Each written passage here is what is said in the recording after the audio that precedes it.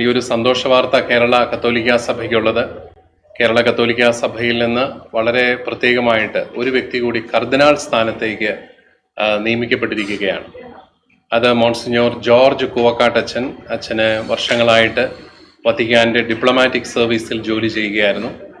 State സെക്രട്ടേറിയറ്റിലായിരുന്നു അദ്ദേഹം ഈ കഴിഞ്ഞ നാളുവരെയും ജോലി ചെയ്തിരുന്നത്. പരിശുദ്ധ പിതാവ് ഫ്രാൻസിസ് പാപ്പായുടെ വിദേശ യാത്രകളുടെ ക്രമീകരണങ്ങൾ വഹിക്കുന്ന വ്യക്തിയായിരുന്നു. വളരെ ഉത്തരവാദിത്തപ്പെട്ട ഒരു സ്ഥാനമായിരുന്നു. അദ്ദേഹത്തെ 51-ാമത്തെ വയസ്സിൽ, അദ്ദേഹം ഒരു വൈദികനാണ്, പക്ഷെ അദ്ദേഹത്തെ നേരിട്ട് കർദിനാൾ പദവിയിലേക്ക് പരിശുദ്ധ ഫ്രാൻസിസ് പാപ്പ ഉയർത്തുകയുണ്ടായി. അത് ഇന്ത്യയിലെ കത്തോലിക്ക സഭയ്ക്ക്, അതുപോലെ സീറോ മലബാർ സഭയ്ക്കും ചങ്ങനാശ്ശേരി അതിരൂപതയ്ക്കും വലിയ ഒരു അഭിമാനം നൽകുന്ന ഒരു കാര്യമാണ്.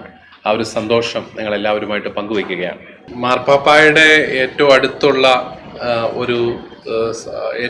അടുത്തുള്ള ഉപദേശക വൃന്ദവും അതുപോലെ ഭരണനിർവഹണ സമിതിയിലെ അംഗങ്ങളും ഒക്കെയാണ് കർദിനാളന്മാർ.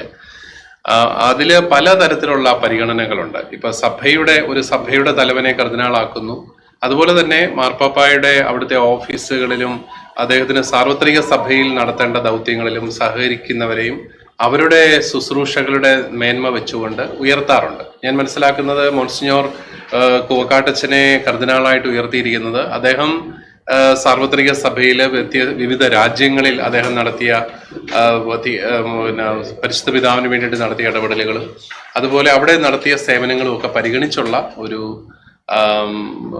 പുതിയ ഒരു ദൗത്യം അദ്ദേഹം ഏൽപ്പിക്കുകയാണ് കർദിനാളായിട്ട് തിരഞ്ഞെടുത്തതുകൊണ്ട്.